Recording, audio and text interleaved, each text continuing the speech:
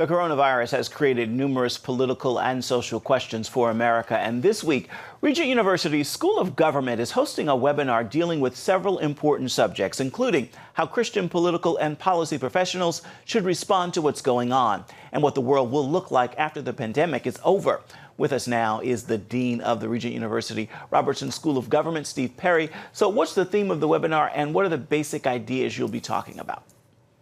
Right. Thank you for having me on. You know, New York's governor shut down their primaries just a few days ago because of the COVID-19. And so one of the things we're looking at, and really the motivation for our webinars, is how do we continue representative government in a time where politicians can't go out and do that retail campaigning. They can't hold a rally. They can't go door to door.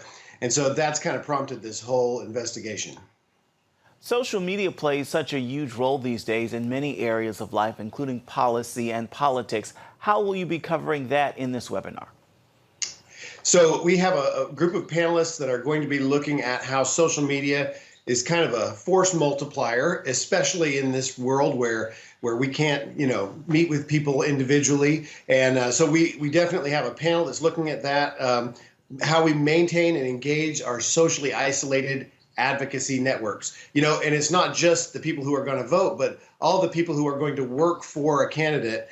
You have to be able to communicate with your volunteers. And so social media becomes very important for doing that. It has been important before now, but that's just magnified in this environment. So our panel on Tuesday morning is going to deal with that. And then we also have another panel that's called Finding and Reaching Your Majority from at least 6 feet away.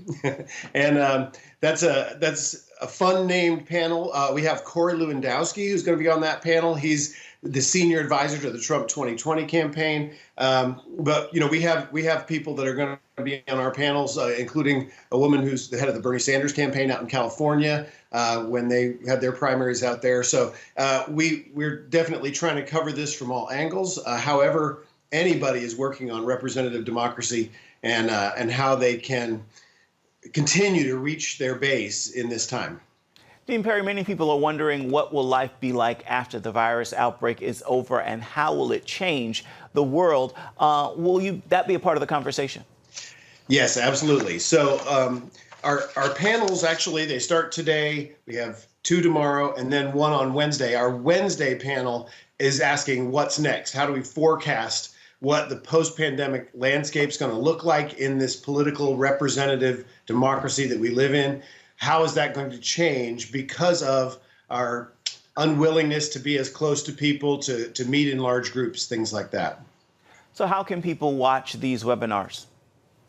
So starting today at 1 o'clock, first of all, we have special guest Congresswoman Vicky Hartzler of Missouri, who is going to deliver our convocation address today at 1 o'clock. And they can just go to a website to register. It's regent.edu/keeptheflameburning, all one word, keep the flame burning. And if they go to that website, just click on the link and it will take you to a registration page.